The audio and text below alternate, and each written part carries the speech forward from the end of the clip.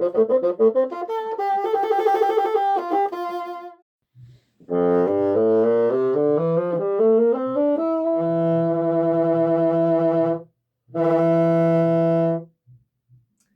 seems I'm having trouble with my reeds. Hi, my name is Dwyer. Today I'm going to show you how you can adjust your own reeds. Welcome to the reed room.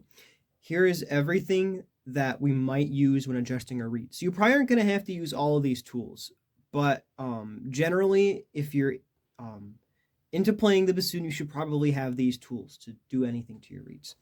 So the first thing we're going to need is our reeds in a reed cup. So I have these, I have 3 reeds right now that are all soaking in cold water, and I've had them soaking for about 5 minutes, and that's right about the time you want for them to be able to adjust them.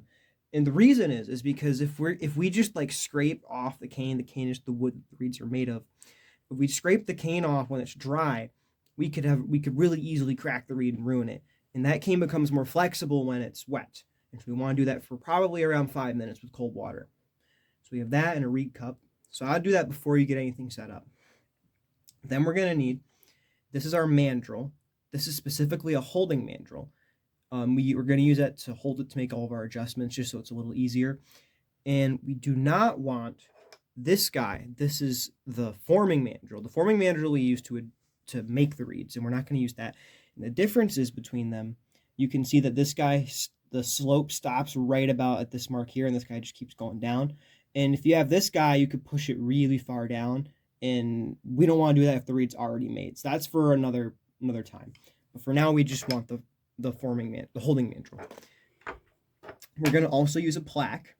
These guys are going to go in our reeds, just between the 2 blades. We'll get to that later. We're going to need a pair of pliers. We can also use sandpaper or files. I personally prefer to use files, and I'm going to be using files in this video, but you can also use sandpaper. It'll have the same effect. And then finally, you want a reed knife. Okay, so what we're going to do is we're going to take a look at 3 reeds, and they're all old reeds, and we're going to see what we can do to make them better.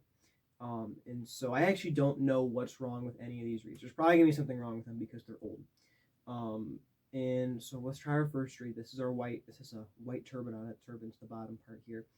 And we're going to play it and see what happens and give it a little diagnosis.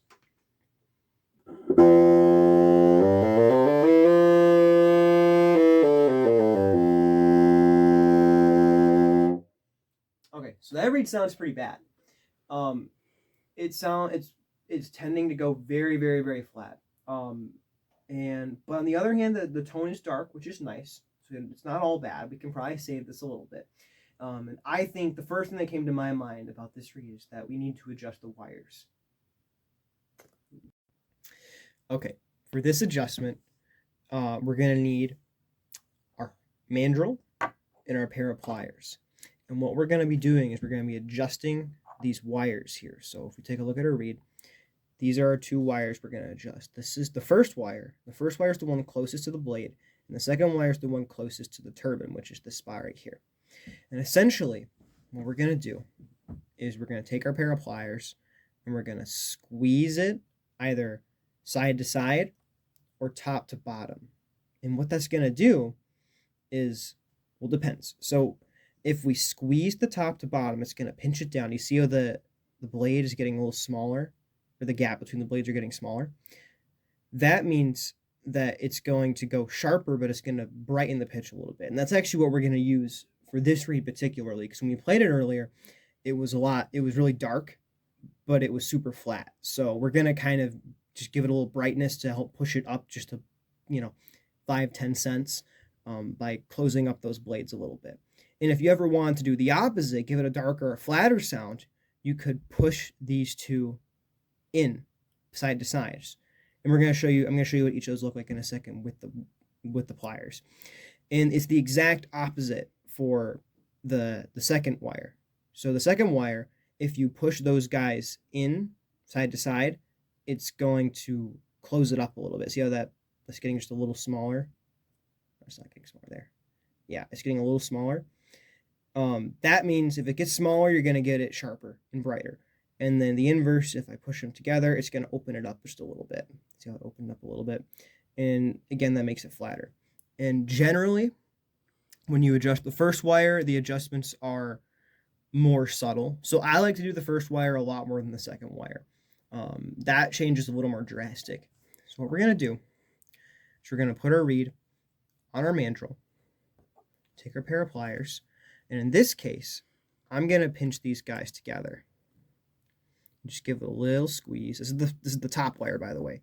This is the first wire here. I'm just going to pinch them top to bottom, give it a gentle squeeze so it closes up that blade just a little bit. And again, I'm holding it like this. And what's really cool about this is if I didn't like that, if I don't like how it sounds afterwards, I could just do the inverse. If I thought, okay, maybe that's a little too extreme, I can always go back and pinch it and bring it out again. And I'm not going to do that right now because we want it closed up a little bit, so it's raises the pitch just a little bit. And what's really neat about this is that you can always go back and change it. So for all the other adjustments we can make, they're a little more permanent. A lot of them involve taking a little bit off the cane. The cane is what makes up our whole reed, the reed blade. And what sucks about that is that we can't put any cane back on if we don't like what we did. This we can always just pinch, just like kind of reverse what we did by doing the opposite. If we pinch it top to bottom, we'll just pinch it side to side to accommodate. And so I would always advise you to have these two tools nearby just to make any quick fixes. I personally have these in my case at all times so I can make a quick fix if I'm ever having emergency reed troubles. So let's see how that sounds. Okay, so now we're going to take this reed after we've adjusted it with the pliers and we're going to see how it sounds. So pay close attention to that tuner there and see if it's any different.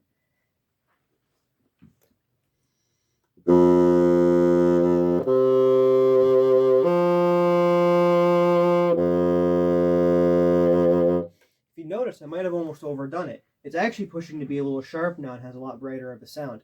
And so you can kind of go back and forth on that quite a bit, adjusting the wires there.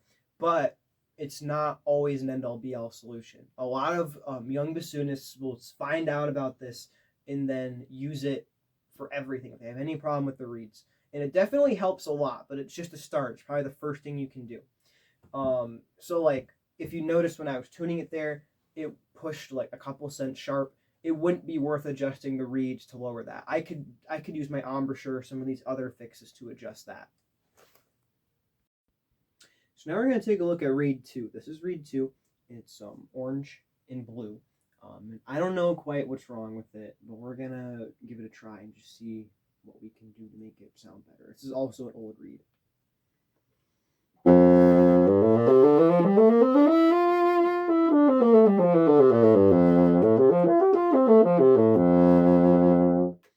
So this one isn't too bad. There's not too many complaints. I mean, it's an old reed, so old reeds are always going to be hard to play and to get into tune. The first thing that came to my mind with this one is I might want to do some sandpapering and scraping. Okay, so what we're going to do here is scrape the reed. And what I'm going to use a file because I prefer using files. But using sandpaper also has the exact same effect. I just like how the file feels better and I feel like I have more control over it, but they're both going to do the same thing. And what this is going to do to the reed is it's just going to kind of breathe more life into it if it's old. It just kind of makes it a little easier to play on. So if you're ever just kind of having a hard time getting notes out or just kind of you have a weak sound, scraping it could just temporarily revitalize it. A lot of times you kind of get a buildup of dirt on the reed just from getting it wet and playing on it, and you can help scrape some of that off to get it new life. So what we're going to use for this one is our mandrel again.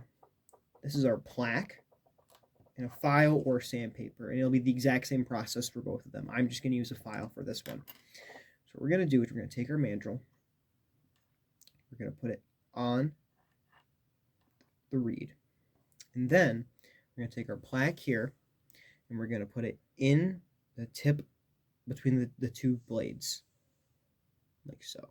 So you'll have one side on one part of the plaque and the other on the other, and it'll be like split. If you can see that there. Yeah.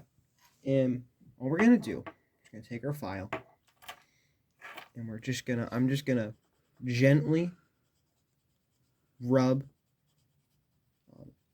across the whole reed. I especially am looking at the tip, because that's where most of that buildup's going to be. And sometimes it doesn't help. But if you ever need like an emergency reed, what I like to do is take a super old reed like this one and just give it a couple scrapes, and it might get you through like one piece. So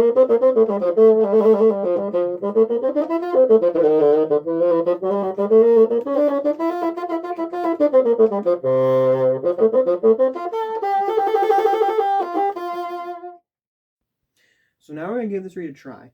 And the fix that we just made, or the adjustment we just made, might not be a necessarily audible change, so you might not hear it as much. You could. But what's more likely is it'll feel a lot better to play. So we're going to see, and I'll give you my thoughts on it after I've played.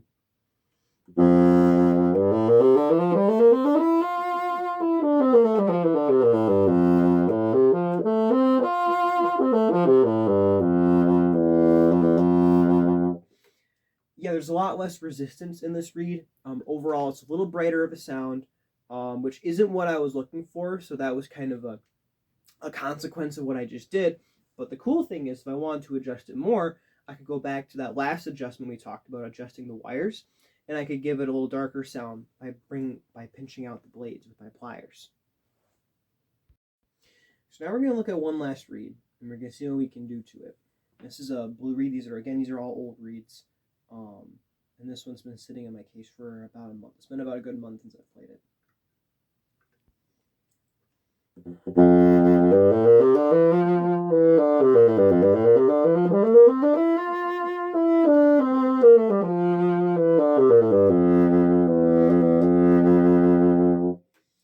Okay, so I kind of like how this one sounds. It's a darker sound, but if you notice, if you're listening really closely, when I first played, I had to actually blow like twice to get that first note out, which means that this reed's gonna be very resistant. And a good thing to combat resistance is to use our reed knife, and that's what we're going to be doing for this one. Okay, so this is essentially going to be your last resort adjustment, because this is the most drastic.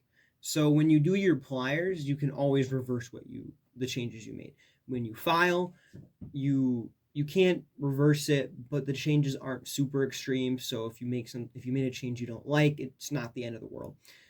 This one can drastically change the quality of the reed. So I would recommend only doing this after you've done everything else and you're just not happy with your reed. And so what we're going to use for this one is our mandrel again, our plaque again, and our reed knife, which is right here.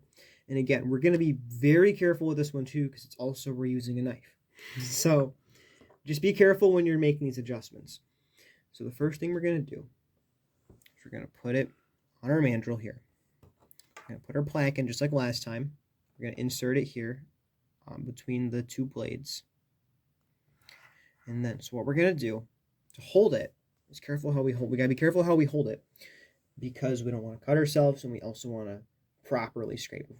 If we improperly scrape, we could dig too deep into the can and make irreversible damage to it. We're going to support it with our finger here, this guy right here, under it to support it while we scrape. And so you're going to have all these other fingers wrapped around your thumb for support, and this guy's going to hang out under the blade in the bottom. And to use our knife, we're going to pull it out. I didn't have it unsheathed. I should have already had it unsheathed. What we're going to do is you're not going to want to hold it anywhere on the blade. That'll cut you, so that's bad. And what we're going to do is we're going to place it on the tip of the blade. We're going to generally scrape around an arc here. So we want to get rid of some of the cane, just a little bit, around this part. So these corners here and the very, very tip. And so you can notice the spot, it's already kind of darkened here because I scraped off a lot on these parts already. So that must have been an adjustment I already made. It might not come out in camera very well. And I didn't do it as much on this side. There's a little arch with what I've already scraped. So we're going to press the blade to our thumb, put it towards the corner, and we're going to kind of scrape outwards like a scooping motion. It's going to be kind of, so we're going to just gently move our blade, scooping, kind of just getting a little bit of cane off. If you notice the tip right here, I'm not taking too much off. It's just a little bit. And you want to be, you want to really be careful with how much cane you take off. So I would recommend scraping for a little while and then playing and then scraping more. You don't want to do too much. And then to switch, you just adjust your thumb so your thumb's supporting the other end of the blade, or this end right here. You're going to be scraping outwards.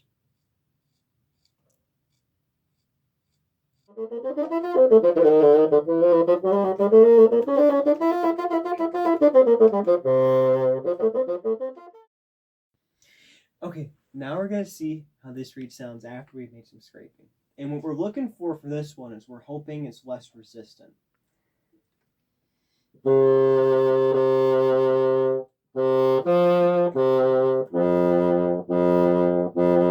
I'm gauging resistance by how much air it takes for me to blow into this. And sometimes if I have to blow a second time to get sound to come out, then that means it's still too resistant.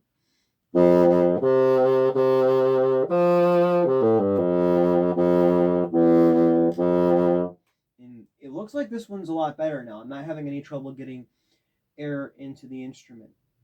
And so I think that was a successful change we made.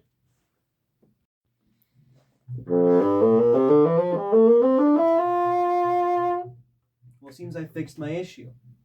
As always, feel free to email me if you have any questions or concerns regarding your own reeds, and I'll do my best to reach out and give you advice. And as always, make sure to like, subscribe, and hit that bell button. And as always, I'll see you in the next one.